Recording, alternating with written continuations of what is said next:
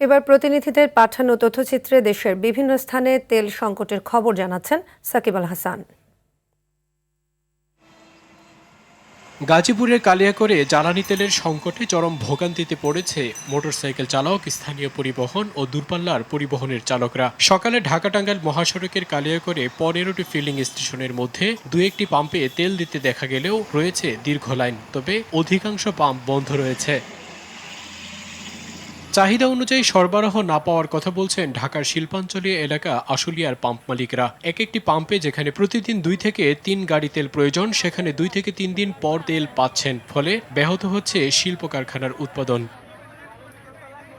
পাবনার ঈশ্বরদীতে তেল নিতে পাম্পে ভিড় করছেন শত শত গাড়ির চালকরা। পেট্রোল ও অকটেনের পাশাপাশি সংকট দেখা দিয়েছে ডিজেলের। যশোরের চৌগাছায় জ্বালানি তেল সংকট মোকাবেলায় বিভিন্ন পাম্প পরিদর্শন করেন চৌগাছার উপজেলা নির্বাহী কর্মকর্তা।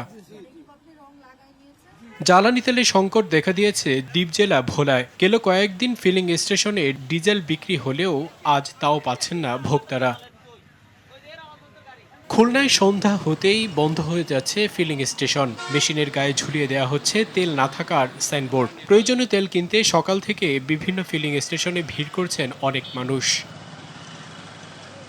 এদিকে বরগুনার পাথরঘাটায় জ্বালানি তেলের সংকটে চরম বিপাকে পড়েছেন জেলে ও ট্রলার মালিকরা। পর্যাপ্ত তেল না পাওয়ায় সাগরে মাছ শিকারে যেতে পারছেন না জেলেরা। শতাধিক গাড়ি পাম্পে রেখে চলে গেছেন মালিকরা। পেট্রোলের অভাবে বন্ধ হয়ে গেছে বাস চলাচল। চাহিদার 1/3 তেলও না পাওয়ার কথা বলছেন পাম্প মালিক। গাড়ির সাথে সাথে বন্ধ, আমার গাড়ি কামাই নাই, কোনো বাজারঘাট করতে পারি না। এখানে 7:30টা থেকে দাঁড়ানো, এখন প্রায় 10টা বাজে, সেই থেকে এখনো দাঁড়ানো। শুধু এই একটা দোকানই তেল দেয়, এই তেল দিতে আছে, এই জন্য আমাদের অনেক উপকার আছে।